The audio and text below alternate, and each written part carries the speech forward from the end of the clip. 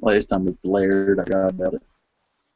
All right, so we're live. I'm Barry Reynolds. We are live. Who are you, sir? And why am I talking to you? I'm Isaac Vega. I work with Plaid Hat Games. I'm pretty much the lead designer. I know Kobe still has that tag on there, but I'm doing most of the designing nowadays. But yeah, I also do art direction at Plaid Hat Games and pretty much everything else Kobe tells me to do. So that's why you're talking to me today. So you're Plaid Hat's gopher? I am pretty much anything I need to be. We are a small enough company where we wear many hats at Plaid Hat Games. Yeah.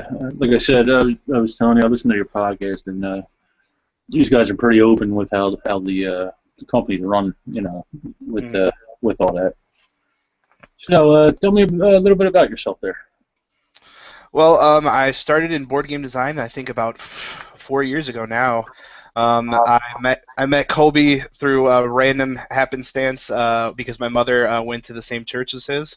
I've told this story 1,000 times, but she ended up bringing a business card home one day because she knew I was designing board games, and I ended up pursuing that. And luckily, he didn't laugh me right out of the room with my first terrible design, and I ended up pitching City of Remnants eventually, and that was my first game that got picked up.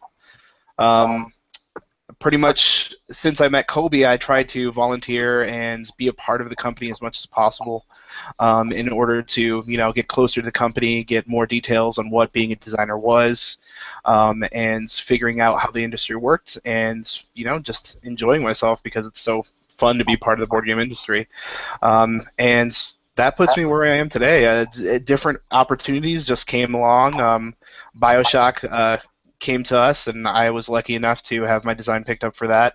And I've been working on new designs ever since. Obviously, my most recent one is going to be Dead of Winter. That's going to be coming out hopefully in July. And I just keep trucking along as a designer as much as I can be. So I was hired full-time at Plaid Hat Games back in September, so I'm going to be hitting a year in a couple months here. So that'll be cool. All right.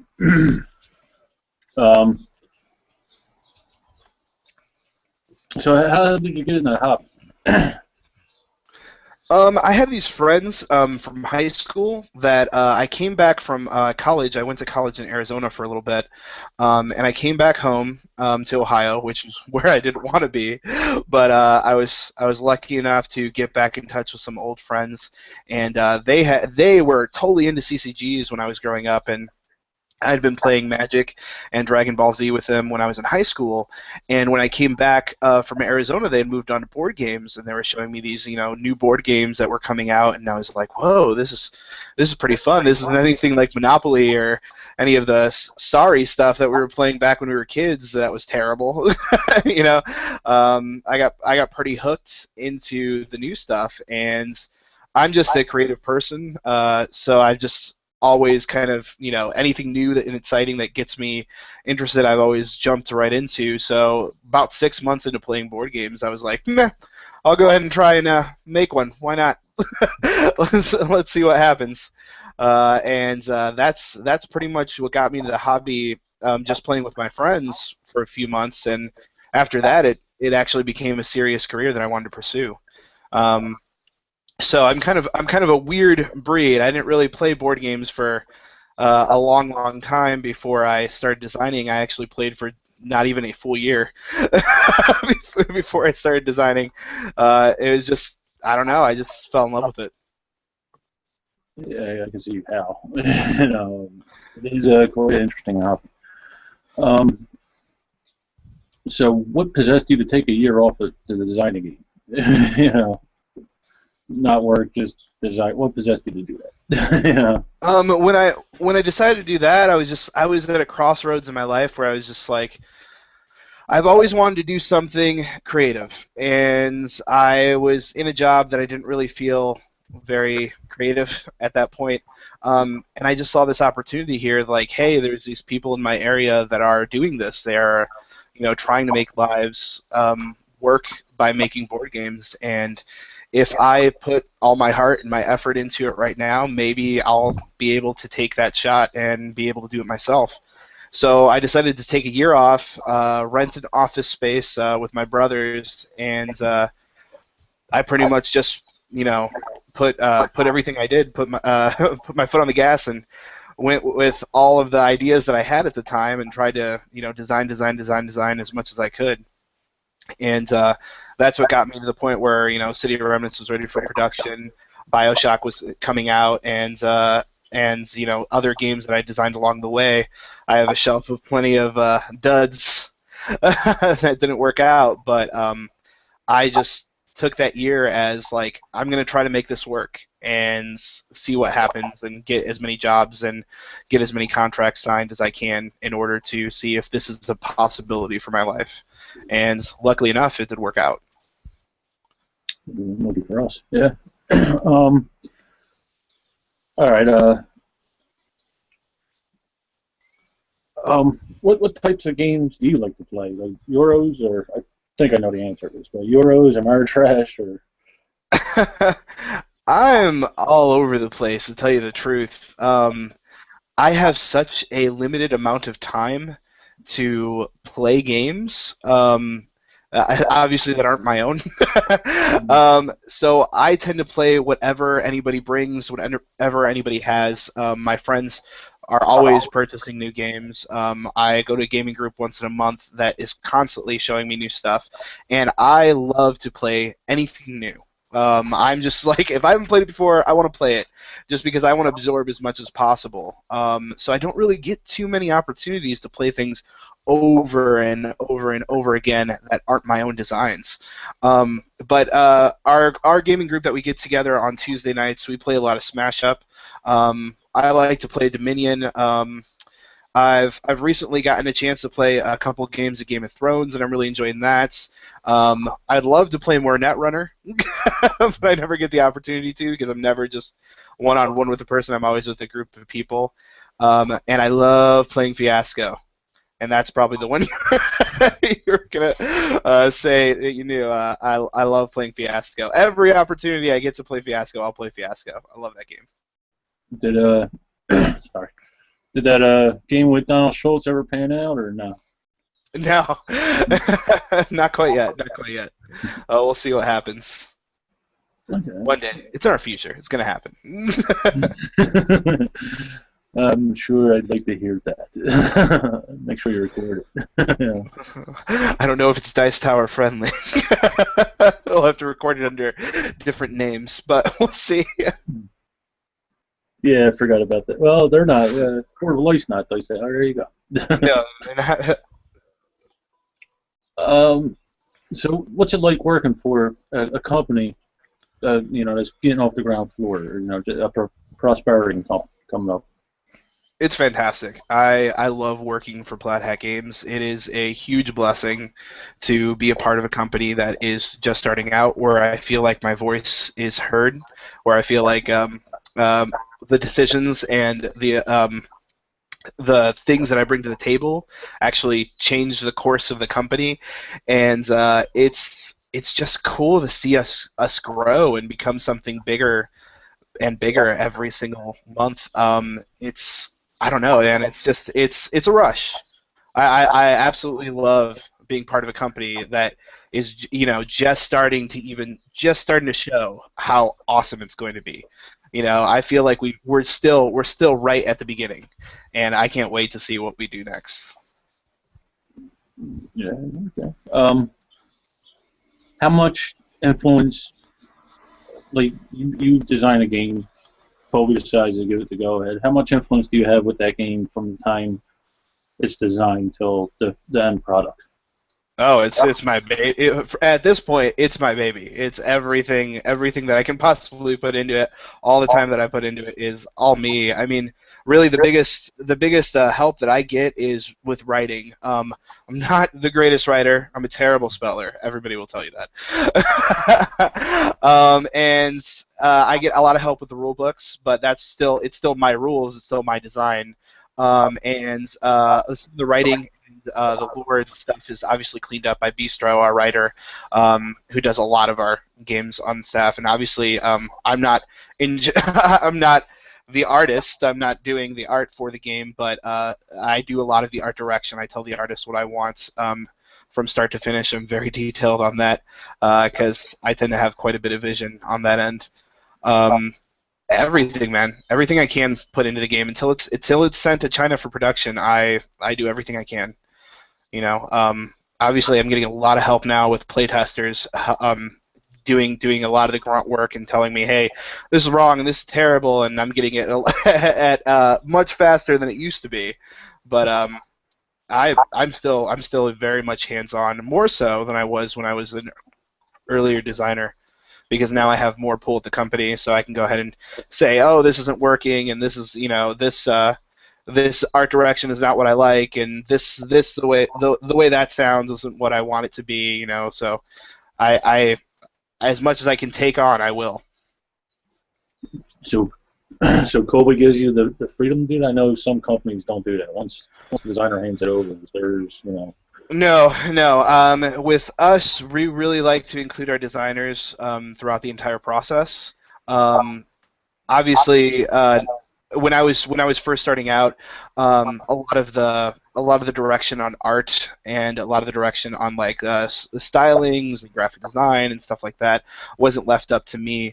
But now I collaborate with everybody on that kind of stuff in order to make sure that the final product turns out to be what I want it to be, and that's more experience with the company, the fact that I am a full-time employee there, and the work that I've put in over the last 3 to 4 years with the company that has allowed me to be that involved in the entire process. Okay. So, what's the daily routine of a full-time game designer? Like, you go into the building, or you stay at home? Oh yeah, well, it's a 9 to 5 job, but it rarely stays within those limitations. I go in. I usually am dealing with customer service at the beginning of the day, making sure that all of our packages and stuff are getting sent to being fulfilled, and I'm taking care of those as well. I put them in packages and send them out to the customers. Any sort of defects or errors that we have to correct, we go ahead and do there in the morning as well. And then I deal with any sort of questions that people have, any sort of things that need to be put up on the website, or errors that have come up. I go ahead and tell our web developer what's wrong and stuff like that. I track a lot of data in the beginning of the day, but that's really only the first 2 hours of my day normally. Mondays can get a little bit more. That's more of my job on Mondays because obviously the weekend. And then after that, it's usually I run my schedule from what I need to do. Right now, it's been a lot of focusing on ashes and making sure that my playtesters are, getting what they need out of me, and me trying to fix any sort of problems that I see there. I also am working on art direction on other projects that aren't my own to help out, the company there and give it a cool kind of vision, stuff like that.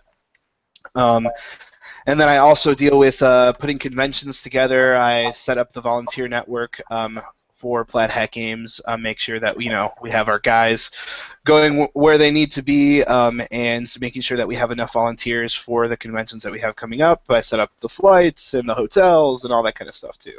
So I do whatever needs to be done. Whatever needs to be done throughout the day, I take care of. Sometimes it's some data entry here and there, or sometimes it's making sure that customers are being taken care of, or packages are being filled, or the trash is taken out. Stuff like that. So when do you find time to design a game? And that's why the 9 to 5 stipulations are always in there. There are a lot of times where I find myself where I'm staying later. To make sure that I can go ahead and get the things in that I need to get in. I would love to be designing 24/7, but honestly, I think that for right now, the way things are working very, very well, and it's allowing me to focus on one project and making sure that that project is doing its absolute best. And if I was only designing, I would probably be designing 4 games right now. And that could sometimes, when I was a full-time designer, not working at Plaid Hat Games, that could kind of run away from me. I would start on a project and then go on to another project and not finish the project I was working on. So I'm learning a lot more to keep that focus in line and taking one project from start to finish and then working on the next project. But there are plenty of times where I stay up in the middle of the night writing down notes of the next big thing that I want to do. So there are plenty of times that I find design. Don't you worry. I make time for it. Oh, that answers the next question. What are you expecting from your playtesters? Like, you get the game as far along as you think it's ready to go to somebody to blind playtest it. What do you expect from these people testing the game? Every game is different depending what it needs from its playtesters. Sometimes it's very specific data information. Sometimes it's like, how are you feeling about the game? And sometimes it's like, okay, I just need to know what's wrong. Is this not working out? This needs to be played this many times, and I need to know, that information. So it really varies depending on the project. But what I look for most out of all my playtesters is that, just, hey, can you put in the time? My playtesters are taking the time to read these rules with just text that hasn't been, edited or anything. They're taking the time to reprint multiple cards and make their prototypes. I just expect from my playtesters whatever they're willing to give. I really appreciate what my playtesters have been able to do, and some of my playtesters have gone so far above my expectations. It's been amazing for me. I couldn't expect. I don't know what to tell you because I've been getting everything and more from my playtesters. They know what they have to do. I go ahead and line it up right there at the beginning, and a lot of them just take to it and run with it, and they do a fantastic job. Yeah. Now, how you get the game together? I'm assuming you send like the artwork and all that to the printer or whoever first, and the manufacturer. Mm-hmm. How far into the manufacturing process do you go with playtesting before you say, all right, it's done, print it? Playtesting pretty much stops before we send anything to production. We have to make sure that, hey, this product is done, as far as like art development and stuff, that's happening simultaneously while playtesting is happening. Graphic design is happening at the same time the final playtesting is going down. Usually when we send a game to playtesting, we understand what the look and the feel of the game is going to be, how things are structured. We just need to make sure that the game is living up to the expectations that we want it to live up to on the market when it's going to playtesting. As far as sending anything to production, though, no, we don't send anything to production up until the point where this game is done. If I can pretty much print a copy out of my printer that I expect to have when the manufacturer is done with it.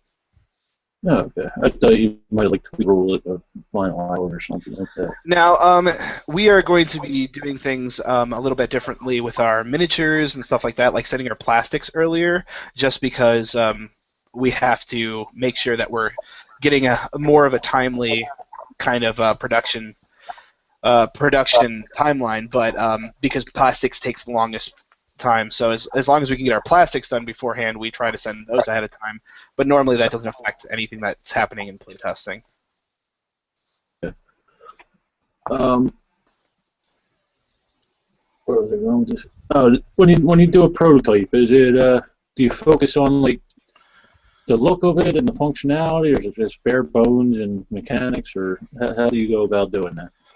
When I was an early on designer, I really tried to focus a lot on the looks and how does this look, and does it look good, and is it gonna sound cool, and does it have cool artwork that I took off of DeviantArt and the internet, and I do not do any of that anymore. My prototype designs are very boring, very plain, very black and white text. as much as I can get away with.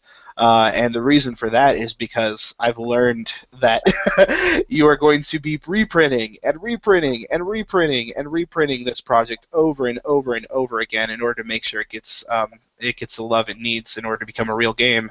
So as much to the bare minimum as I can do, I do. Obviously, what I do focus on is the mechanics, the design. Is it functioning the way I want it to function?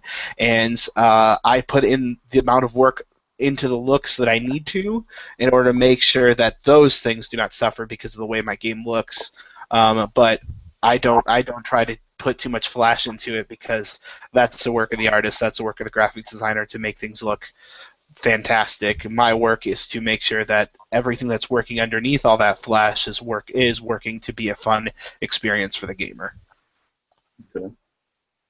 Now, what inspires you to do a game? Like, you just sleep one night and think, hey, this will be a cool idea, or you play another game? Sometimes it's just sometimes it's a picture I see. Sometimes it's me just having a weird dream or waking up in the middle of the night and thinking, oh, that would be cool. Or sometimes it's playing another game and seeing an interesting design feature that I'd like to utilize in a different way. Sometimes it's seeing something that I hate, and I was like, nah, I don't understand why I hate this, so I want to make it better, you know. And sometimes it's just a random thought that pops into my head. So it's a lot of things. I tend to design with a story in mind. So like I think about you know, what's going on here? Why are these creatures or people or things doing the things that they want to do, and how can I form a game around that? I feel like I'm a storyteller at heart, so I want to tell a story that is you know, going to be interesting to play through and to create something that people haven't seen before. I really want to do that with City of Remnants to show people, you know, hey, you know, what if you were trapped on this planet? What if you were, you know, in this terrible situation? What if the only way to live a decent life was to be in a gang, you know, to be part of this crew of people that are trying to break, you know, laws and go against the establishment, do all these things that, you know, they shouldn't be doing. And that's what inspired me for City of Remnants. And with Dead of Winter, it was more of a, hey, how can I take this thing that everybody hates more zombie games. I don't want to see another zombie game, and I felt the same way too, honestly. And it's just how do I make this thing what I enjoy about the zombie genre? How do I make it about these characters? How do I make it about these people surviving in the situation? How do I make people feel that? You know, and that's what me and John wanted out of that game, and I think we accomplished that. And with Ashes, that's coming up, what I wanted out of Ashes was like, how do I feel like a badass? You know, I want to be this badass mage. You know, I want to have these awesome powers. I want to start right from the beginning and feel like I have some cool stuff going on. And how do I create the story behind this card game that's unique and different from, you know, the other kind of magic wielding games that people have seen?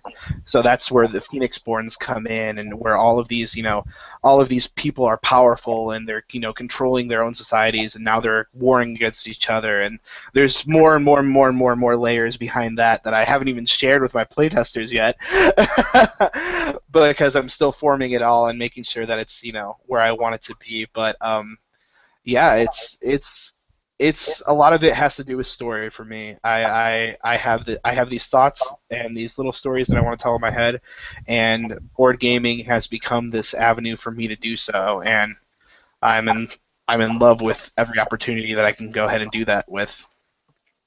Okay. So I take it there's no Euros in your future then. Well, I mean, I like Euros. I have friends that play quite a bit of Euros, and I do like them. And you can definitely see in some of my designs where I'm Euro inspired on some mechanics. But I'm never going to design a a guy owns a farm kind of game. Unless a guy owns a farm in a post-apocalyptic wasteland where he's fending off fending off ravenous wolves, doing something. You know what I mean? It has to have some sort of passion behind it, or I'm not gonna want it. It's not gonna motivate me to design it. There's nothing wrong with that kind of theme. There's nothing wrong with those kind of designs. I don't feel like if someone finds that fun, and I've found those drier themes fun many times, it's not the place where I can design personally. Right. Yeah, I'm in the same boat you are. My game taste are all over the place from Euros. I've only had one game that I absolutely hated, and I can't get rid of it. But so you did BioShock and you're doing video high school. Yes, video game high school as well. What's it like to work with somebody else's property? Honestly, it's an honor to work with someone else's property. It's like, oh wow, someone wants me to take their story, their baby, and put it into this new format. And with BioShock, I was just in awe. It was absolutely fantastic to do so. It was one of my lifelong dreams to be able to be in a studio like that, and to be able to do it and to work so closely with the people that are in charge of making such a fantastic game was amazing. And with VJHS, also the same thing. I got to go down to their studio in California and got to see how they work behind the scenes and do their videos, and it's a lot of pressure. You want to make sure that you're representing their product the way they want it to be represented, but it is also a fantastic honor as well, and it's just fun to do. Okay. So what's it like? You made City of Remnants was your first published game, right? Yes. What was it like to see that box when it finally, came to you? It was surreal. It still is surreal whenever I see another box. Whenever you see something that you've put months and months and years of your life into, it's just like, oh God, it's real. You don't expect it to be real. I don't know. With City of Remnants, there were so many ups and downs, and I thought, okay, Kobe's gonna drop it one day, or something's not gonna work out, or the company will be destroyed. You have all these terrible thoughts, and you think that the thing that you put your time into sometimes won't come to fruition. But with City of Remnants, it was just so amazing to see, like, hey, I made something. I made something, and it exists, and it's real, and it's out there, and it's affecting people's lives, and it's not I didn't invent the cure for cancer or anything, but it's me out there, and I really appreciate having a job that allows me to do that and allows me to put a little bit of myself out into the world, and it's just so cool. Man, when I saw City of Remnants, I was just flabbergasted. Mine? Okay. So what was it like to see the Canadian showcase your game on his channel there? How do you think that impacted how the game was viewed by the community? Oh, I love it when Rodney does our videos. He's so good at describing everything about a board game, and it's just it's great to see his videos come out, because I see these emails before these videos come out, and he's like, oh, am I describing this right? And is this part right? Am I talking about this right? He is so professional on checking everything that he needs to check before he puts his content out there, and he does beautiful work. And just to see your game in that light is such an honor. I'm so glad that he takes the time to do that, and he does great work. And man, I love it when Rodney does our videos, because he does it in a way that I can never do it myself. He puts it in such a good light. So I'm so happy with all of the stuff that he does for us. Yeah, he is one of the best. So, how many projects over there, Plaid Hat, have you mustered your way into? You know. Currently, I have 5 projects that have been that are done. Well, yeah, pretty much done. I think so. Well, Ashes is almost done. Hopefully, we'll see how this last round of playtesting goes. Um, so those are 5 that I've gotten into Plaid Hat Games that have been announced. They're coming out. That's what's happening. There are obviously other projects that I'm working on, but none of those have been uh, in talks necessarily talked about yet, so I can't necessarily talk about them. And obviously, you guys know that there's a vote for the next Crossroads game, at least. Yeah. So one of those will most likely be my design, unless something happens to me. So yeah, another Crossroads game will be coming out. I want to eventually work on a legacy style game, so we'll see if that ever happens.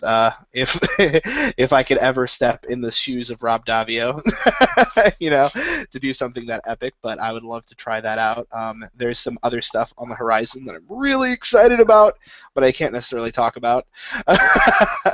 So there's more from me. I'm not done designing yet. I'm not done. I won't be done for a while. And hopefully that's good news for people. So how many projects of other people have you taken over? I've heard on the podcast you do this once in a while. Um, I don't mean to pick on you. I mean in a good way. Like somebody will come up with an idea and go, shoulder your way in there. You still do that? Yeah. Obviously with BioShock I competed for that one. So I competed and I won. So I did what I had to do. The game came out. VGHS was also one that I wasn't originally on, and I ended up taking over. And Kobe had a superhero game a while back that he announced that he let me try something on. I haven't pursued that one because honestly, another designer friend of mine showed me a superhero-esque type game, and I was like, "This is better. This is better than mine." So so I went ahead and told Colby about that one and said, hey, maybe he should be the one taking over on that. So he's currently working on sprucing that up to make sure it's up to par with our standards, and we'll see if that's the way it goes. Otherwise, I'll probably take another crack at it. But yeah, I try to worm my way in there because anytime somebody shows me something, I get ideas. I just can't stop myself. I don't know what it is with my brain, but it's just like, okay, how about we do this and we try this and we try this and we go in this direction, and I always want to try something different, and if somebody presents me with a cool idea or a cool theme or something that isn't necessarily being utilized to the best of their ability, I try to see what I can come up with to do something different. I mean, that's how Dead of Winter got made as well. John had shown me this game that was pretty basic. Had a very, very, very weak skeleton of what Dead of Winter is now, and I went ahead and said, hey, John, buddy, you got my brain burning. There's so many things that I want to do to this game. Is it cool with you if we partner up on this and I run back and forth with you and we go ahead and try to make this a real thing? And we did beautiful work. I'm so proud of the work that we did on Dead of Winter. I'm super excited to see how that affects the industry and how people are going to like that game. We'll get to it, I promise. It's on the back. I forgot what I was going to say now.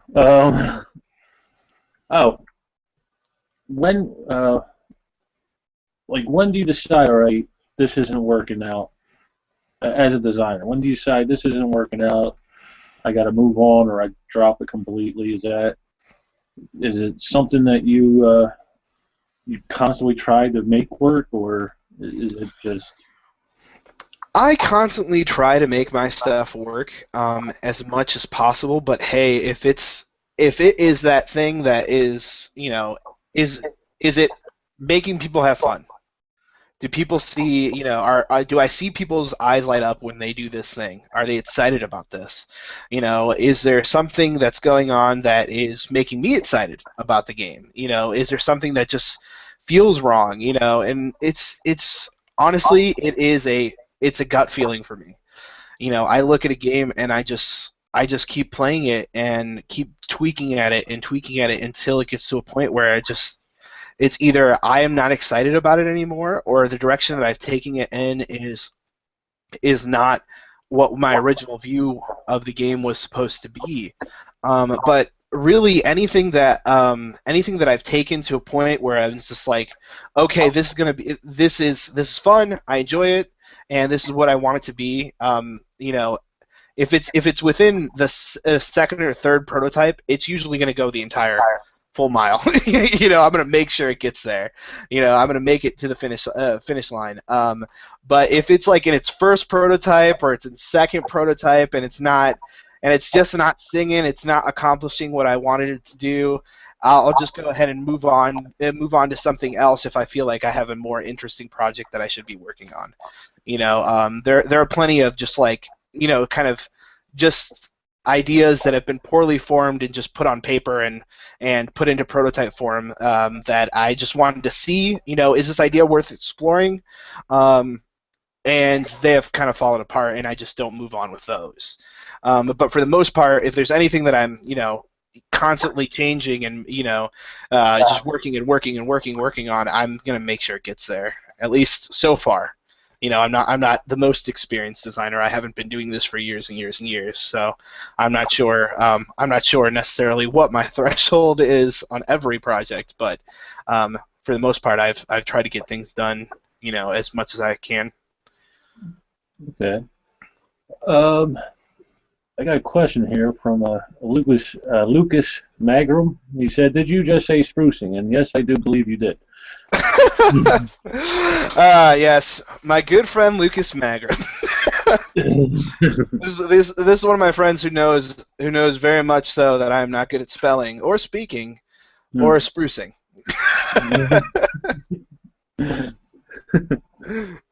Friends, you gotta love them. Yes, I do. I'm in the same boat. They said I should have been a doctor, but my handwriting's horrible. I can't spell. I can barely speak English at times. That's a sad part. My handwriting is beautiful. Everybody tells me my handwriting is perfect, but it's just that nobody understands what it means because I'm spelling the wrong things. Luckily, I work with machines all day, so I don't have to worry about it too much. Although my director started bitching at me about I got to do a lot of paperwork, and I initial everything. So it went from VR to just a straight line that came up and down once in a while. Because I initial things like 40, 50 times a day. Yeah. So, have you played My Little Pony, the collectible card game with Alex yet? I have refused, unfortunately, for Alex. I saw a little video. I think I saw Tom Vassel's video on it. Meh, I'm not interested. If I'm really bored one day and Alex is the only one in the room and that's the only game we have, I'll probably play it. But I'm just not on board with the brony thing. It's okay for people who want to do it, but I don't see an interest. Yeah, I feel the same way. Although I can hear it's a pretty decent game if it weren't for the theme. Yeah. Right. I doubt I'll ever find out. It's just me. We were actually talking about stuff like that at work. I probably could beat over her head with a wrench if I went in there and said I played My Little Pony or something. So, what kind of you said you don't have a lot of time, and I understand that, but like, what kind of media do you participate in for the hobby? Like, do you listen to podcasts or? I tend to listen to the podcasts that I can to. Sometimes during a lunch break or when we're not listening to other podcasts, I'll go ahead and tune in to one or two of Tom Vassel's. I like Board Game University. just to hear the perspective of other designers is fun for me. I've listened to Little Metal Dog Show here and there, Shut Up and Sit Down's podcast, but I like watching the Board with Life videos and Shut Up and Sit Down videos and Tom Vassel's videos, and pretty much all the pretty much I stick to the big guys because they're giving me the biggest pulse on the industry as much as I possibly can. I wish I had more time to listen to everybody because it would be great to just see how many different perspectives are going on in the industry. But like I said, I only have so much time in order to do what I'm doing. And if I'm listening to podcasts, I have a really hard time writing and changing card text and stuff like that. So usually I like to listen to music during that kind of stuff. Okay, makes sense. Yeah, I listen to a lot of podcasts myself. I watch the YouTube and the reviews, and my wife says she's divorced by board games. So I know it's important for a designer to have a feeling of what the hobby is at the moment. How do you keep on top of that? Like I said, I try to go ahead and read as many articles and to stay on top of what people are looking into and what games are selling and what's doing well on Kickstarter, what's on the hotness, what are people talking about in Board Game Geek. Luckily, I have a lot of friends that are really into the industry, and I ask them like, hey, what is your most anticipated game? What are you guys buying? What'd you get on your Christmas list? What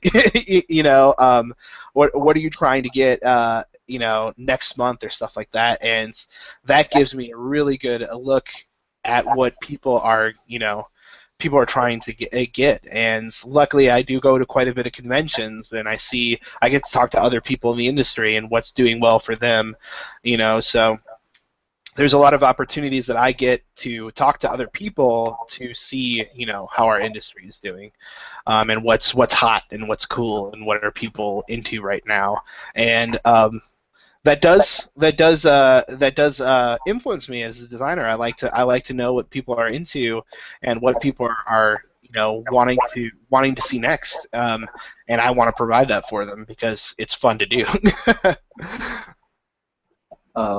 Well, speaking of the conventions, what's it like to go to a convention as a designer, as opposed to just a spectator? Well, it was funny because I was kind of like weaned into being a designer at a convention. First, I was a volunteer, and I was going as a volunteer, and nobody knew who I was, and nobody cared. And more and more, I got to wear the plaid hat at the booth, so I was one of the plaid hat guys, and people are it's like, hey, Plaid Hat Games, Summoner Wars, Dungeon Run, what's coming out next, what's cool. So to get to meet fans and to get to see them excited about our company and what's coming out next has been a really, really fun experience. This past PAX, though, was probably one of my most surreal experiences as going as a designer, because it was my first year, pretty much, that hey, I'm coming to PAX for the first time with BioShock, and it's my first full year as a designer. I released 2 games in my first year, and now people know who I am. They know they know that I work with a company, and they know I did the BioShock game, and they know I did City of Remnants, and now they're asking for signatures, and they're talking to me, and they're asking me, hey, what are you doing next? And and I had a couple people do interviews, and I had even a fan buy me a present, and I was like, whoa, and it's like this is a different experience, and I was just so touched. It's so cool and so reaffirming that hey, the stuff that you're doing, people like,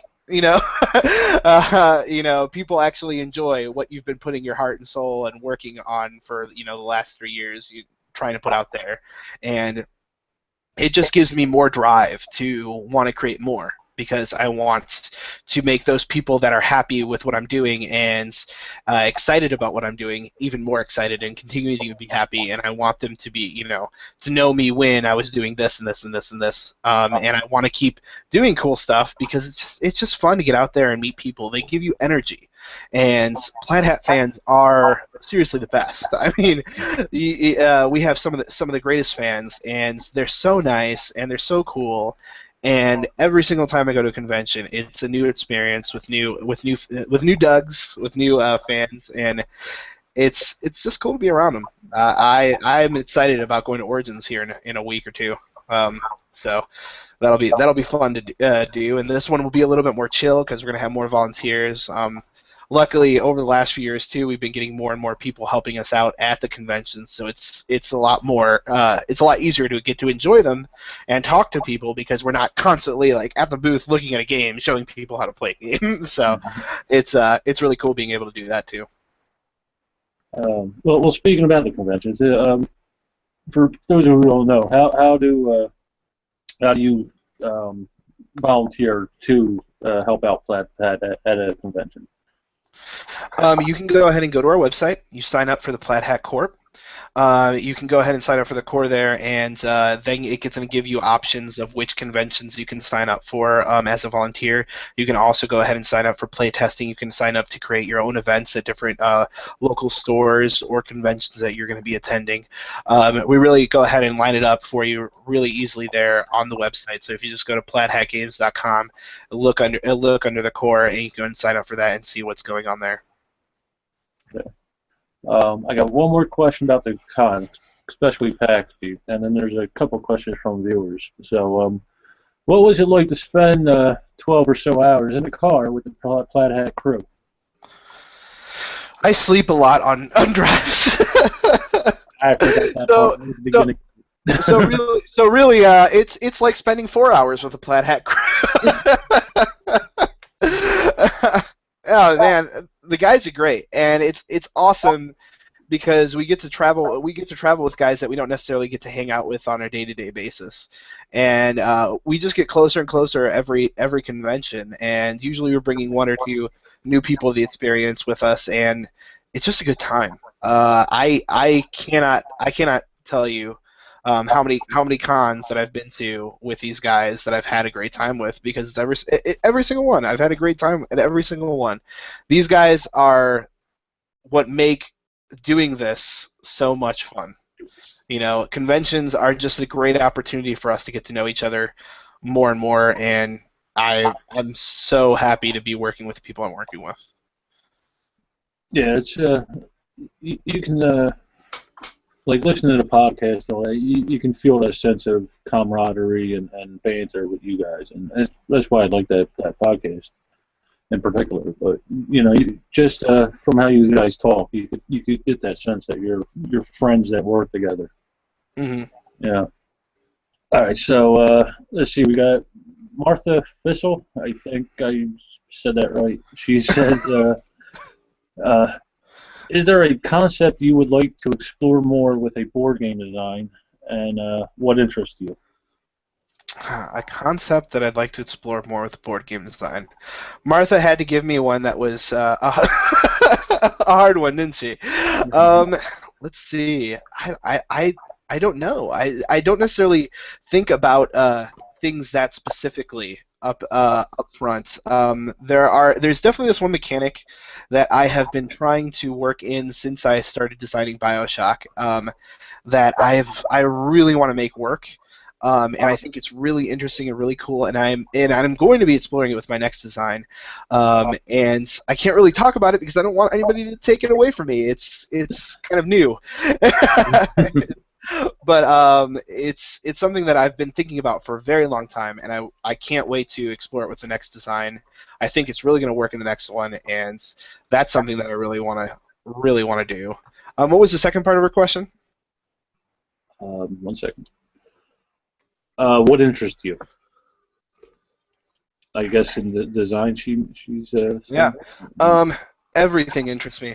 Mm-hmm. Barry. Everything. I'm interested in, like I said, when I'm thinking about designing a game, the things that make me want to design a game are completely random. You know, it's just like whatever I see, whatever I touch. Like I was up in Port Clinton this past weekend, just chilling by the water, and I got a couple design ideas just out there on the pier. You know, they're just. I guess it's just my life. My life interests me, and I'm interested in living. So, so anything that pops up, I'm interested in exploring, except for farming. No curriculum in your future, huh? Probably not. Probably not. All right, so Jennifer173 has a couple questions. The first one is, do you have input on the artwork on your games? She says, Yes. I think Ren Northfell is a little too pretty. That's one of the Ashes characters. And yes, I do have input on my games, and I like him being pretty. Why can't he be pretty? I try to come up with different characters that look different. I try to come up with characters that aren't necessarily the status quo, the same orc that you've seen with the same axe 1,000 different times. That does not interest me.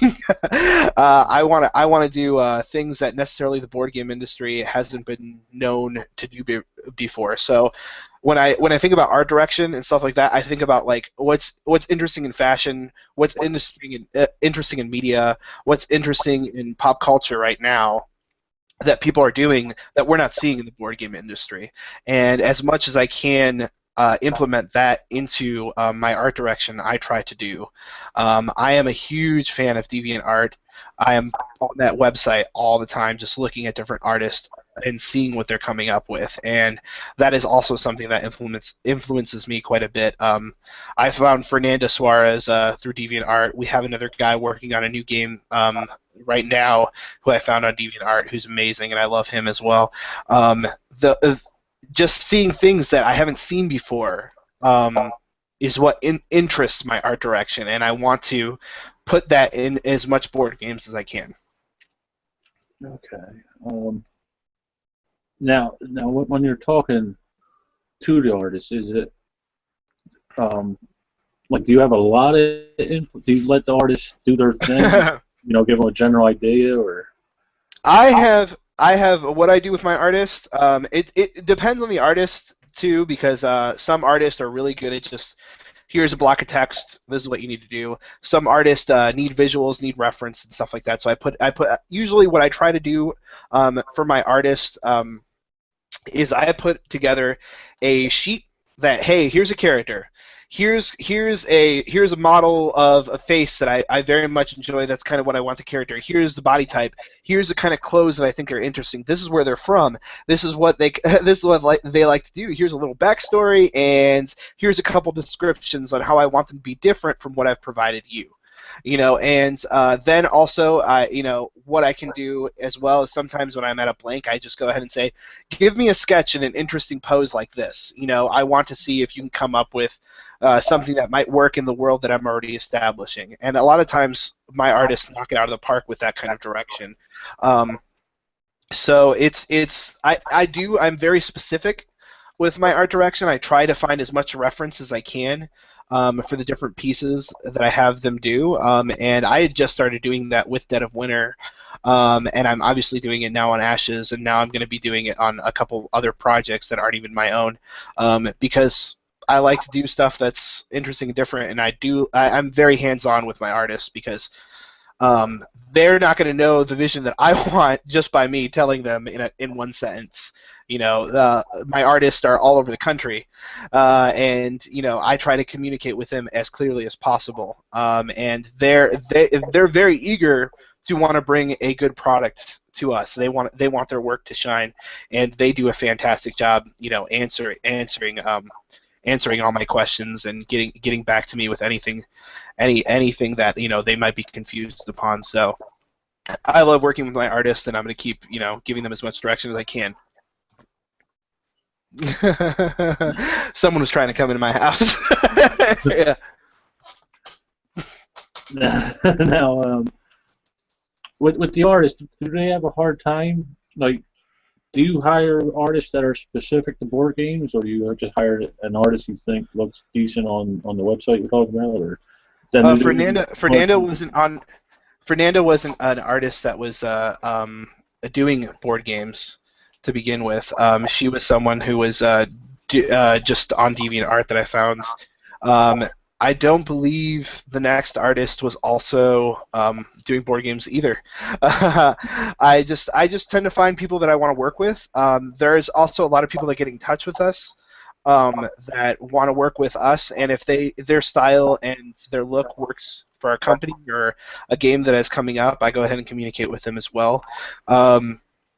Really, I look for what I want, and then if I can get the person that's doing what I want, I'll try to get them as long as they fit within our budget and what we're trying to do, and if their timetables line up. And if I can't, I try to get artists that can at least emulate or do things close to what I'm looking for, or have someone else inspire me to do a different style. Like Fernanda was going to be trying to do something different when we first started to do Ashes, and I was just like, okay, I'm trying to push you out of your elements, but instead of me doing that, surprise me, do something that you love, but do it in a very colorful and awesome way. And she knocked it out of the park. As you can see, some of you guys have already seen a little bit of what Ashes is going to do in art direction, and believe me, you guys haven't even seen the the full extent of what's happening. She is doing such amazing work.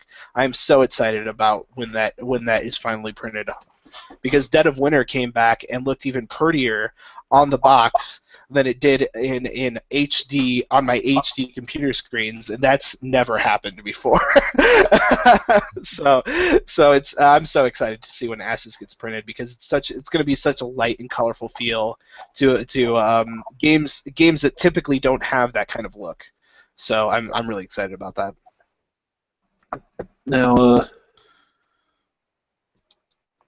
did she have a hard time? Like, I seen some of your artwork for Dead of Winter, and I seen some of it for Ashes. And Dead of Winter's kind of like darker a little. Dead Ashes. Did she have anything transitioning from that, or? Well, when I found Fernanda, she was more of a darker kind of artist. There was this one scene that she had in her portfolio that was this Little Red Riding Hood kind of just standing in the middle of these dark woods, and there's snow falling, and it was just gorgeous and haunting and beautiful, and that's what I wanted to bring to Dead of Winter, which is what attracted me to her. And that's the kind of feel that we wanted to go for. We wanted to bring this, this kind of semi-realism where it's not like super realistic, but still kind of, it's the same kind of body type proportions that you would see in normal humans, so you can still feel for these characters in a normal way.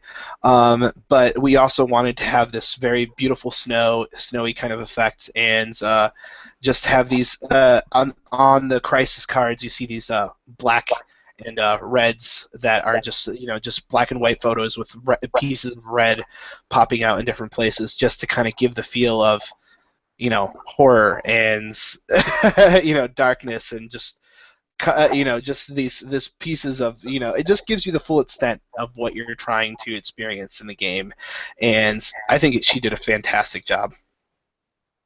Yeah. I like the artwork on both, actually. Well, what little I've seen of both, but yeah, she's a good artist there. All right, I got another question from Jennifer173. Oh wait, that's my wife. I'm not asking that. You see, my birthday's coming up in a couple of days. She said, "Do you have any suggestions for a good board?"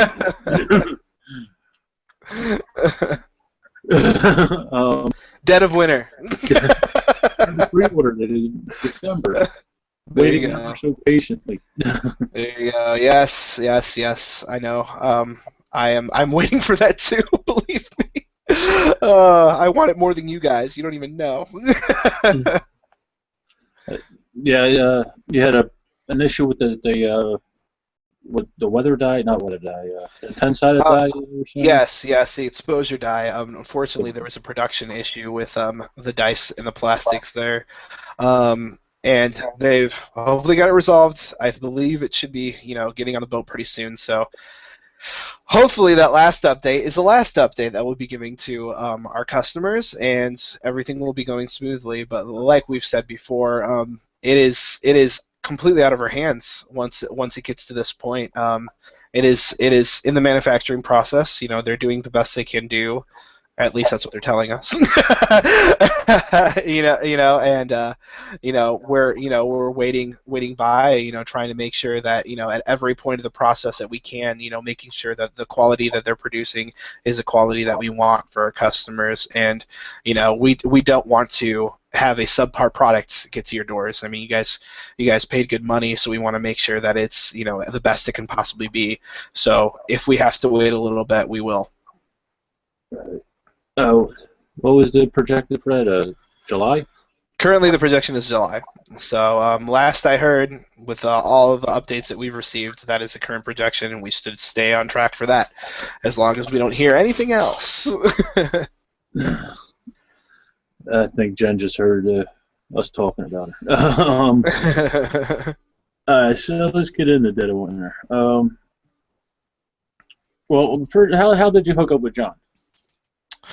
John, I have a group of friends here from Gibsonburg that introduced me to John. They took me over to one of his game days that he hosts. If anybody's interested and in the Northwest Ohio area, you can go ahead and check him out on Facebook or BGG, and come on over to our game days, because he and his wife host a game day every single month, and that's how I got introduced to John, and he's become one of my closest friends. He's just a great, friendly person, and he loves board games, and he loves sharing his hobby with other people. And his game day has introduced the hobby to many new people and people that are fans, and brought people together over the years that he's had it. And that's how I got to know him, and it's been a fantastic ride. And I hope to attend his game days as much as I can throughout the years. So. It's become a little bit of a little tradition for me, so it's fun to go to. Now, I know you touched on this with Joel, but was this his first design, or? John's, he designed another game. I believe it's called Pocket Dungeon, but I'm not 100% sure that that is the title. It's a print and play game that's available at BGG. Obviously, you can go ahead and check his profile there and see his designs there as well. Okay. So what's it like working with another designer? Is it tough to share your vision of a game with somebody else? With working with John, it was my first time ever working with another designer like that in that scenario, and I wouldn't say it was necessarily very difficult. I think the biggest hurdle that we had to get through was really just our schedules, and the fact that we didn't live very close to each other. John lives about two and a half hours away from me, so. It was difficult for us to get together as often as we needed, so a lot of stuff was being done through emails or phone conversations and stuff like that. But otherwise than that, I mean, really, it was just making sure that I was taking care of my end, he was taking care of his end, and just timing issues and stuff like that. Were really the hardest part to get through, and then there's different things that were changing in his life and different things that were changing in my life throughout that process. That obviously, whenever you're working on a project, life can get in the way. So I mean, really, that's the only issue that I saw, because when it's not just 100% your product, someone else's life is involved in that process. So trying to make all those things work out. Take time, and luckily we were able to work it out and do good work, and hopefully we'll keep do good work in the future.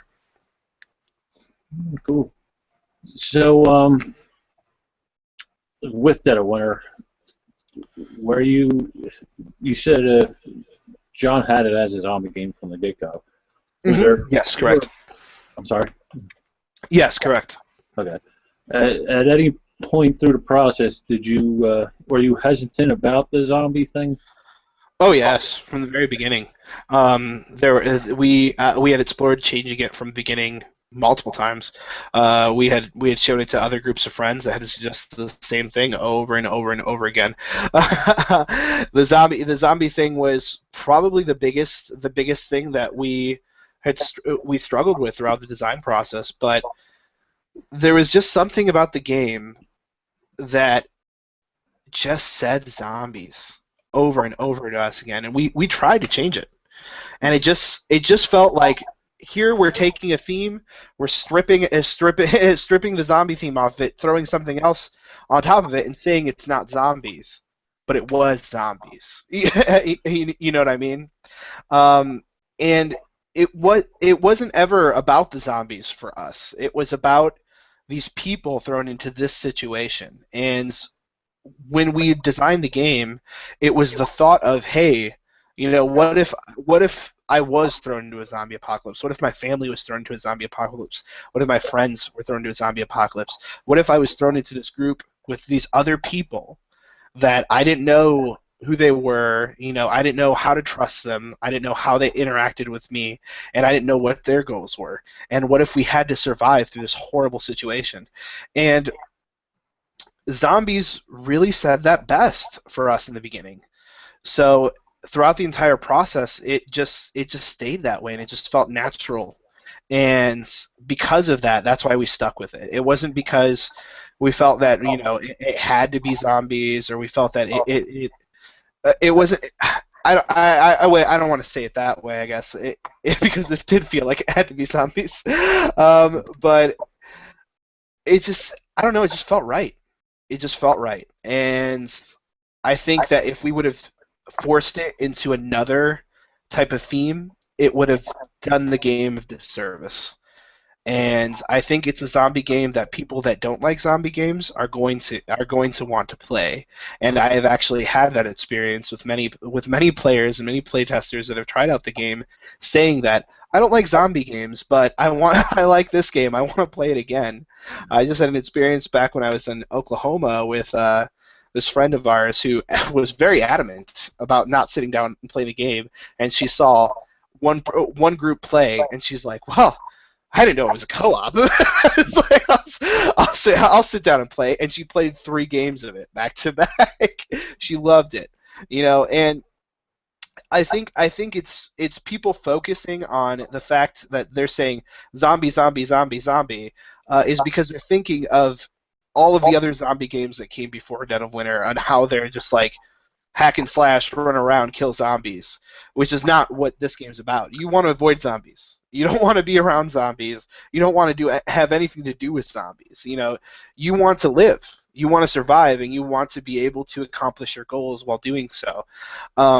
And you're willing to make deals. You're willing to, do what you need to do in order to get that accomplished, and that's what Dead of Winter is about. It's not about, running around and killing zombies. It's about being a group of survivors and living through this experience. And yes, it is a zombie theme, but at the same time too, the mechanics and everything that surrounds itself lends itself so well to the zombie theme, and what I feel the great pieces of work that have been done in zombie media are trying to accomplish, we were trying to accomplish in the board games area. Okay. Well, I hope it's everything I've heard it's been. Even Brianna from Spooning Meeples said she played it out there at PAX, and she's not big on co-ops or zombies. She said she loved it. Yeah. And neither am I. To tell you the truth, I don't really like co-ops that much, and I don't like zombies that much, and that's what attracted me to this project. And it's just like, how do I make that something I like? I told you earlier that sometimes things that I hate are the things that make me want to design, and it's true, because I see other people. Why do other people enjoy something? Why do they get joy out of something? And I want to see how I can make that work for me. How can I find the joy in the things that other people find joy in? Because I don't think they're wrong. I just think they have a different, point of view. And how can I make that all work together? Right. Yeah. Like I said, I'm anxiously anticipating it. Jen's always talking about zombie apocalypse. I told her we're both dead. I got to think she got Just gonna upset. throw your board game collection at them. We were playing Castaways, and she got upset because I ate the dog. And I'm like, how are you going to live in a zombie apocalypse if you can't eat a dog? So, like I said, anxiously waiting it.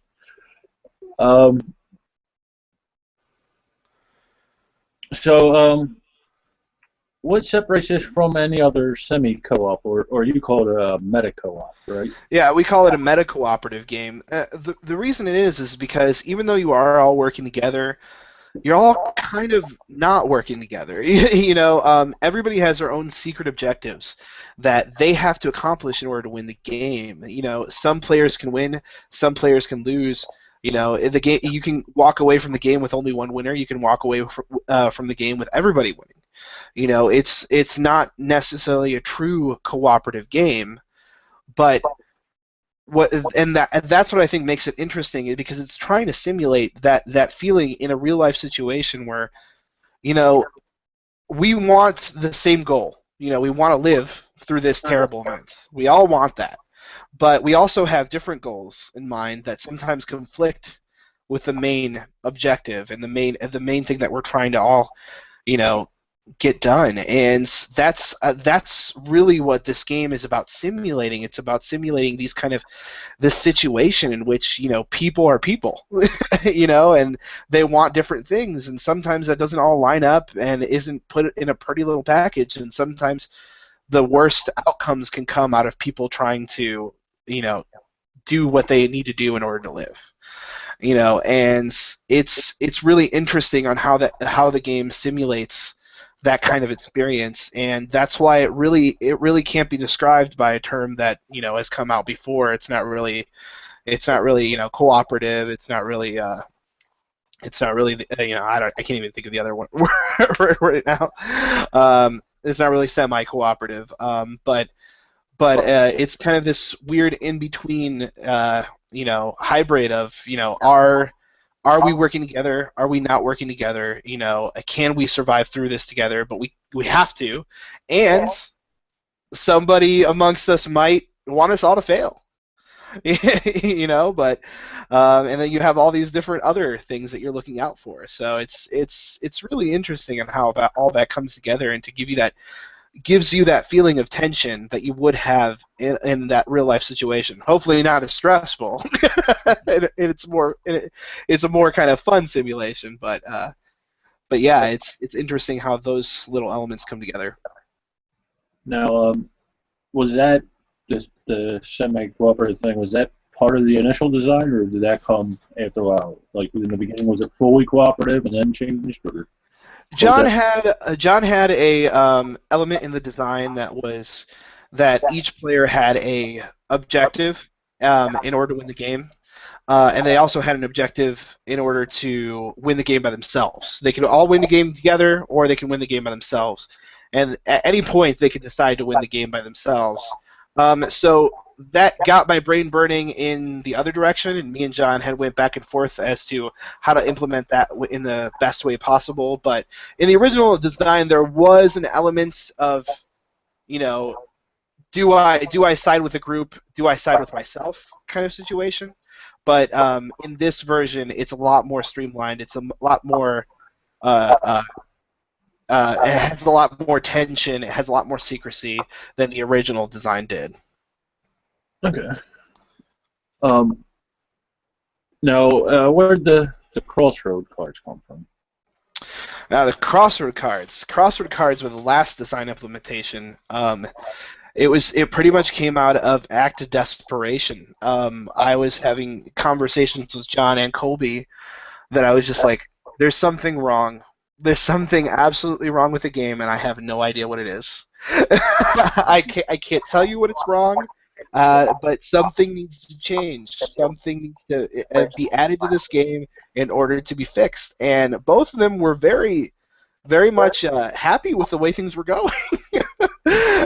So I had called a group of friends over to Colby's house. and I asked, "Hey, can we play the game from dawn till dusk? You know, let's play this game all day long, and I want to see your reactions." So I was just sitting there watching people, and I was just thinking to myself, I had played Arabian Nights a couple weeks beforehand, Yeah. and I hated it.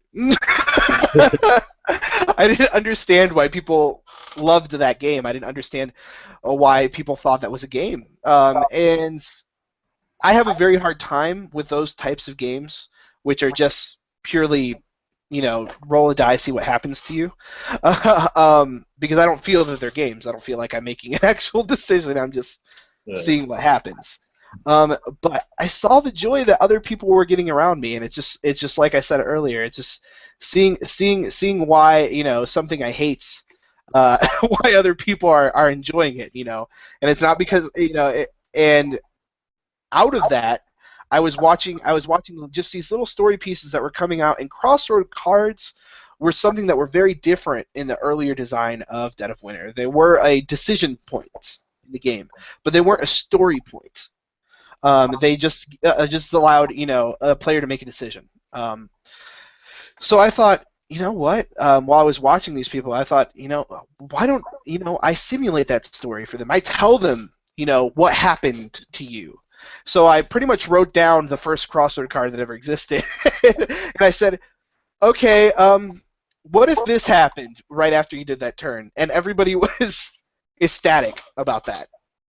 So out of that, that's where Crossroad cards were born, and it's just pretty much that last thing that the game needed in order to become a great game. At least in my eyes. We'll see what everybody thinks afterwards. I don't want to talk it up too much because we all know how people love to tear that down. But I think it's a really fun aspect of the game. I think people really enjoy the pieces of story that come out of it. And what excites me about it most is that there's 80 of them in the game. There's plenty of you to play multiple times. But we're going to have this app on our website that you can go ahead and create your own. And that's going to be awesome because people are going to be able to create these different triggers that are unique to their groups and unique to their experience. And I think that is really going to add another level to the game that people are just really going to enjoy. And that's what I want out of the Crossroads series. I mean, that's what me and John both want. We want people to tell a story, have an experience, feel like they accomplished something, have this epic thing happen, blow up in your face, or triumph above it, and every single game of Dead of Winter that you're going to play is going to have those different things that happen, those different crossroads that triggered, those different decisions that you made, those different dice that you rolled, those different people that died. It's going to have that story, and I think that makes the game very, very strong and makes it very interesting for the players and for the players to keep wanting to come back. Now, how hard was it to integrate that? You said you were almost done the game. How hard was it to integrate the Crossroads from that point? We didn't it wasn't really super hard. Like I said, Crossroad cards were a decision point that were located in the location decks earlier on. We took those out, added more items, and then went ahead and integrated the Crossroad cards at a point in between players' turns. Because the way Crossroad cards are triggered is that the player to your right draws a Crossroad card at the beginning of your turn. And if at any point during your turn you trigger the first sentence, you do what the first sentence says, that player reads off to you, hey, this happened, and now these are your options. Do you want to do this, or do you want to do this, and this is how it's going to affect you and how it's going to affect the game, how it's going to affect the economy, or does everybody have to vote on it, or do you only have one option? And it's something that wasn't necessarily super hard to integrate into the game because everything else was already set up where it would work just fine, and it just added that extra icing on top of the cake that made it that much sweeter. Now, this goes up to 5, right? Yes, it's a 2 to 5 player game. When you're playing with 2 players, it's completely co-op. You play without secret objectives, but you're playing on the hardcore version of the main objective. So the game becomes a little bit harder for you to try to accomplish, and still crossword cards are being implemented in the game. So there's still story, there's still decision points, and you may make a decision that pisses off your your other player, anyways. But it's for the most part a cooperative game that you're trying to get through the different scenarios that have been thrown at you. You just answered my next question. How does the two-player version work out? Yeah. So in your opinion, what's the best player count with this? Is it the max or 4 or? I like it. I like it with 3 or 5. I know that's kind of weird, but the survivor numbers stay the same. So in a 3-player game, for people that like to control a larger group from the beginning, get that. And there's still an interesting dynamic happening in that. And a 5-player game, there's more personalities that are coming out, so it's always more interesting to see how people are acting differently and stuff like that. So it's very cool. In a 4-player game, I would say it's pretty much just as good as a 5-player game. You just start with a little bit more resources and stuff like that. So it's not too bad either way. 3 to 5 is where I prefer to play because secret objectives are still involved. Like I said, I'm not the biggest fan of co-ops, so in a 2-player game, it's still fun for me, but I like that secret objective elements. I like to suspect people of, at least maybe they're not the betrayer, but maybe their secret objective is working against me in some other way. Maybe they're lying about having that medicine in there, and I feel like the element of the game that that element of the game is very attractive to me personally. Right. Now, when designing this, how come you didn't go for like a 6 or a higher We number? had a 6-player in the original design, and it was just a tad bit too long. It just had that one. It just took that last player and just kind of just okay. This is where it's taking just a tad bit too long for the player to make his decisions. It's making the game unfun, or it gives you just enough time for another player to be distracted, by adding that 6-player thing. With 5 players, I feel we're at a good pace. One player is actively paying attention to the crossword cards. The other player is taking their turn, and 3 of the players are trying to suss out, is this person betraying, or should I, what am I going to do on my turn? What are they doing on their turn? It just felt a tad bit too long with a 6-player. Now, we did have 6 players before we kind of streamlined the process and added the crossroad cards. So it might be better with a 6-player now, but it would also kind of throw off the numbers. We'd have to include more item cards. We'd have to include more things at different locations. So adding a 6-player right now would have to be an expansion. I'm not sure how it would play in the latest version of what Dead of Winter ended up. It's a question that we've had before, and something that we may explore in the future. Well, just answering the question. Like a mind reader. So, I've heard a lot of people compare this to what they believe.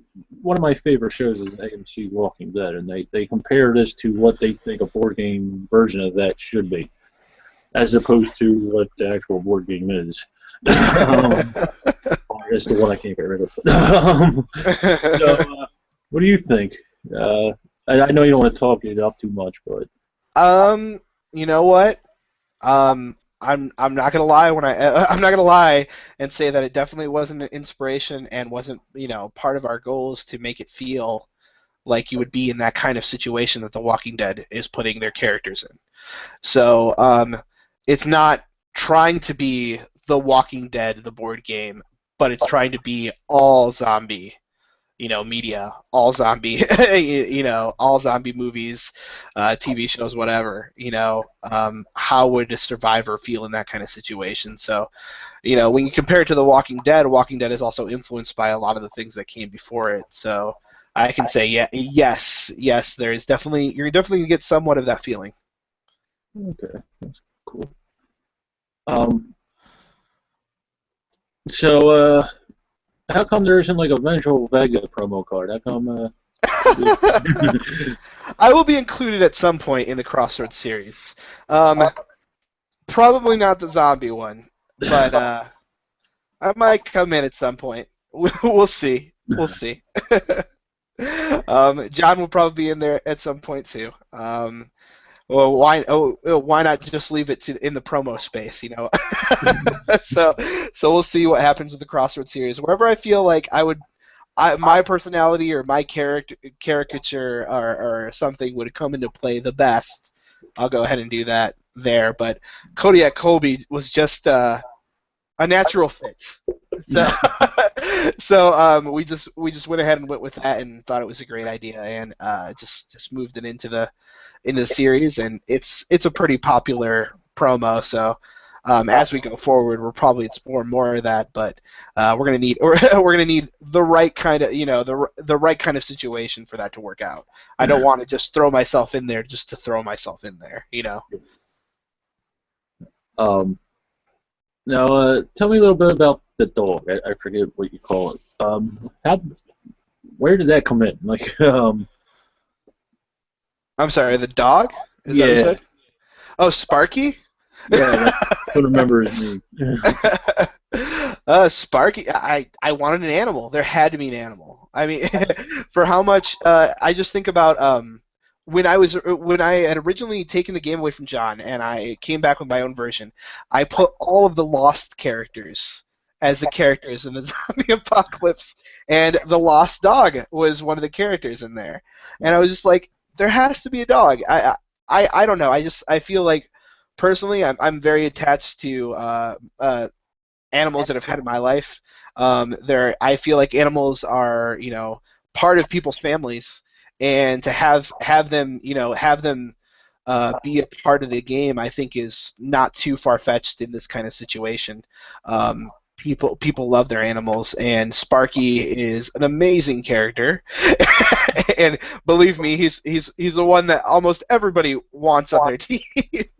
So and he's immune to zombie bites, so that's awesome. And he can hold a shotgun with the rest of them just as good as any of the rest of them.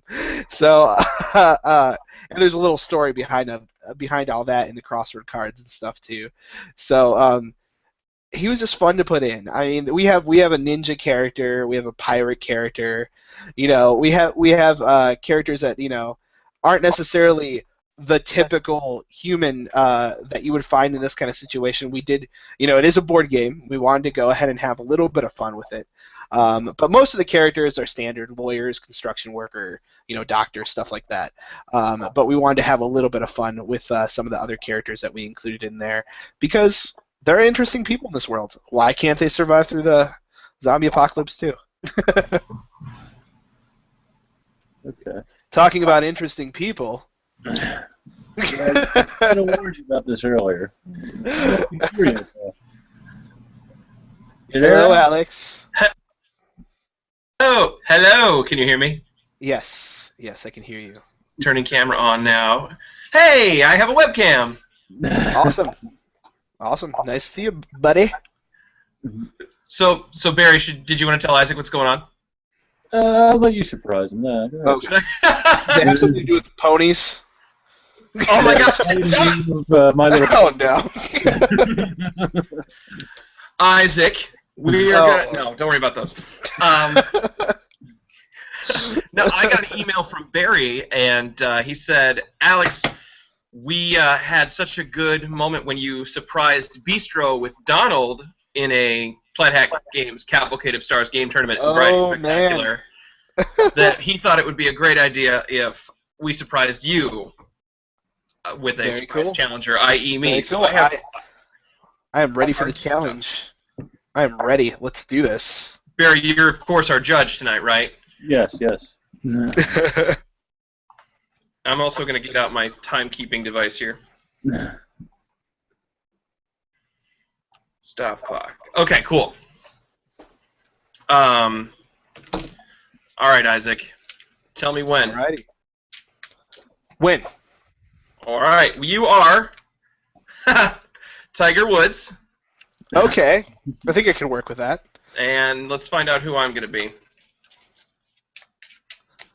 Please be Darth Vader. Oh, man. Close enough. Harrison Ford.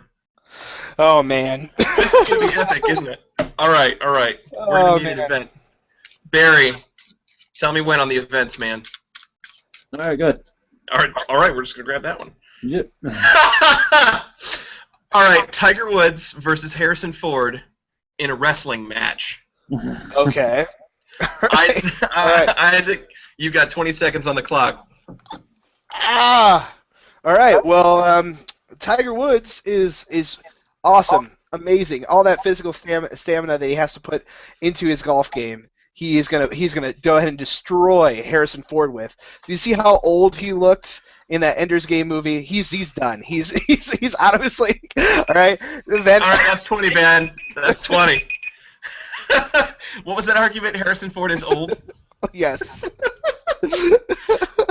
All right. Harrison Ford would, of course, beat Tiger Woods in a wrestling match, is because no one has the looks that Harrison Ford has, even in his old age. This little golfer has nothing to do with the world's greatest smuggler. Period. I don't even need the rest of my time. Long time ago. Forrest be with you. That's all I got. All right, rebuttal time? Oh, yeah, you get 5 seconds of that, don't you? That's right. Okay. All right, yeah, smuggler, forget that. Think about the biggest ladies' man in the world. I won't go any further than that for the PG Thank you. crowd. Thank you for proving my point. Harrison Ford is the best ladies' man.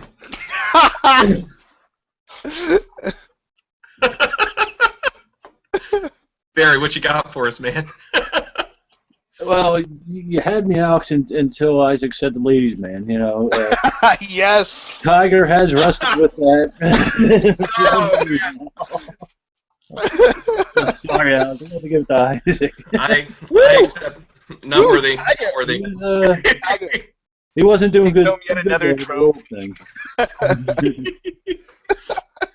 Okay, cool. So, Alex, we were just talking about Den of Winter. Let's say Isaac's not in the room. What do you think about it? If Isaac's not in the room, yeah, let's say I'll hide myself. You can mute him if you want. I think it's one of my favorite games that is out there. If he's in the room, it sucks. Aww. No, it's amazing. It's the whole, and I'm sure you guys went over this already, but in my opinion, the question, can I trust you in gaming? It's not used enough, and it's more often not used accurately. So in the case of Dead of Winter, it's spot on where like my gaming flavors lie. I love it. Harrison Ford should have won. You're wrong. I said Harrison Ford should have won. Good job, Alex. I'll be forwarding the money immediately. That sounds like we have a tie in the Reynolds house. I'm just saying, as far as the judges go. She's not on camera. She doesn't count.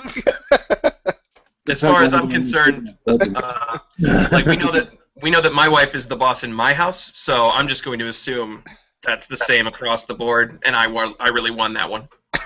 Not in Tiger's house. Oh, no. That's terrible. You're a bad person. I apologize. All right. Well, thanks for getting me in trouble. Anytime, Barry. All right. I only got a couple more questions here, and then I'll let you go. I've had you for like an hour and a half now. No problem. First, seeing Dead of Winter with the dice count and Ashes with the dice count. Thank you for that. What is your obsession with dice, dude? My obsession with dice. You won't believe that I hated dice when I first started designing games. I really did. It was Colby that turned me on to dice. He turned me on to the drama, the fun, the excitement, the collection of dice, and I haven't looked back. I guess I don't know. It's just something that I find so interesting to keep utilizing. I like the drama behind them. I like the excitement that you can get from the roll. I like the physical thing that you get to hold, and the fact that they can be customized and be cool and stuff like that. It's just exciting for me. I like dice, and they're fun to work with. I don't necessarily see them as something that needs to be in all of my designs, but in the designs that it makes sense, I will keep using them because they're fun to do. Alright. Yeah, I'm in the same boat. I like dice myself. I just don't like putting them together. Yeah. Designing custom dice for prototyping is a pain in the butt. So you really have to like dice if you want to include them in your designs, especially with the amount I use. Yeah. All right, so I know you try to avoid this with Joel, but if somebody put a gun to your head, which one of your designs is your favorite? Like I said, I Yeah, don't necessarily know, but it's always usually the newest thing that I'm working on, and I'm loving Ashes right now. And the thing about Ashes that really just kind of gets me is that it's me trying to grab that feeling of my youth when I was playing CCGs in high school and stuff like that.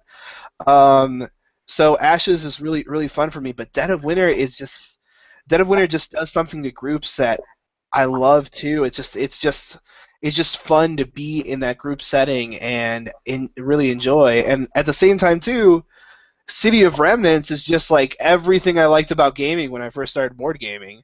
So it's just like there's deck building, and there's area control, and there's dice rolling, and there's developing different things. So it has like this cool Euro kind of Ameritrash combo in it. So I can't I wish I could say I was dodging that and had an actual solid answer for you, but they're all parts of me. All of these design are different parts of me. So it's just this is where I can always say that like usually the thing I'm working on now is my favorite because I've learned the most out of all the other designs. Now I know what I'm doing just a little bit better every single time. So Ashes and Dead of Winter are very much up there for me because they're projects that I feel like I learned what it was to be a designer, and now I can implement that into my design. And I got to control art direction and stuff a little bit more too, so it's even more of me in those designs. So those are fun too. So yeah, Alright. that's the best answer I can give you. Sorry, Barry. I can see you're quite a politician, huh? All right. Say you meet somebody new to designing. Do you have any tips for them? Persevere. Keep going. Keep going. Keep going. Don't stop until you get it right. That is the biggest thing I had to learn being a designer. I have had throughout my life a very hard time focusing on a specific thing. I've been told many times that I'm good at different things, but I've never been great at something until I feel like I've been getting better and been getting pretty fantastic at accomplishing board games. And I don't know if I'm great yet. I don't think I'm great yet, but I feel pretty confident in what I'm doing, and I very much enjoy the process. But I wouldn't be here if it wasn't for persevering through all of those distractions that I tend to get into, especially since I have so many ideas popping into my head. It's very hard to focus on one project sometimes because you want to move on to the next one. And really the best thing for a new designer is to pick something and focus on it, because it's not going to be easy, and it's not going to be fun, and it's not going to be the best thing ever throughout the entire process. It's going to suck at points. It's going to be terrible. It's going to leave all your friends with a sad face at the end of game night at some point. But if you get through that, that's what makes a game.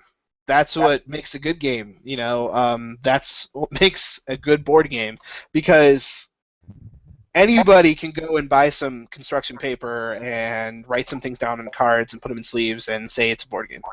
Anybody can do that, you know.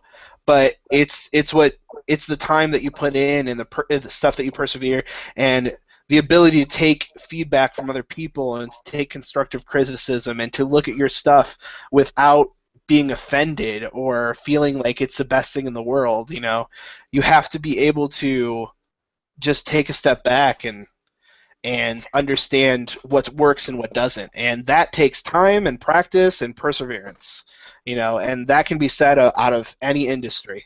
Right. Okay. I have one more comment from Jen, my wife, and she says Tiger might have won if he was wrestling a girl, but not against Tiger. All right. Thanks again, guys. So,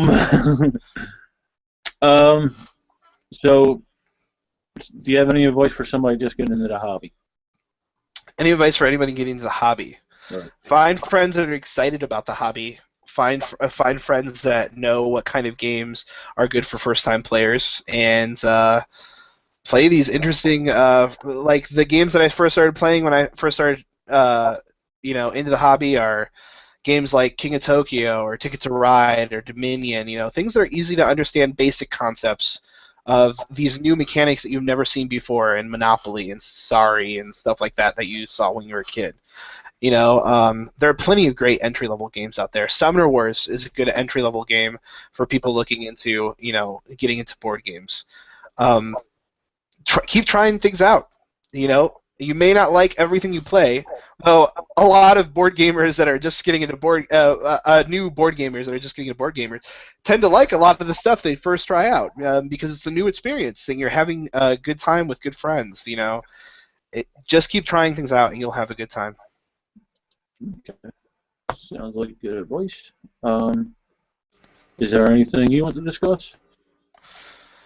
No, just anybody who's interested, please go ahead and check out our website. Volunteer for our upcoming events. We still need volunteers for Gen Con. We're going to be posting up volunteers for other playtesting other games eventually. And stay tuned to our website. Check out our podcast if you're interested in the more behind-the-scenes kind of stuff, because we talk about that a lot there. And, you know, if you're ever at a con, please come up and say hi, because we love meeting our fans and we love talking about our company. And just come on by, because it's a fun, great industry to be in, and we enjoy it. We enjoy it so much. So if you enjoy it too, we'd love to meet you. Okay. All right. Well, I was just checking to see if there was any more questions from the viewers. There's not. Well, thanks for doing this. Thanks for joining us. Fun. Yeah. Thank you, Barry. I was really happy to be on the interview. Thank you so much for having me. Thank you. I'd like to ask you a couple questions that all fair about ashes. Okay. So. No problem. I love talking about ashes. And then thanks, Alex, for his party crashing there. I didn't think he'd bail out that quick, but you know. So that's pretty much. I never know how to end these things. Thanks for watching. Thanks for watching, everyone.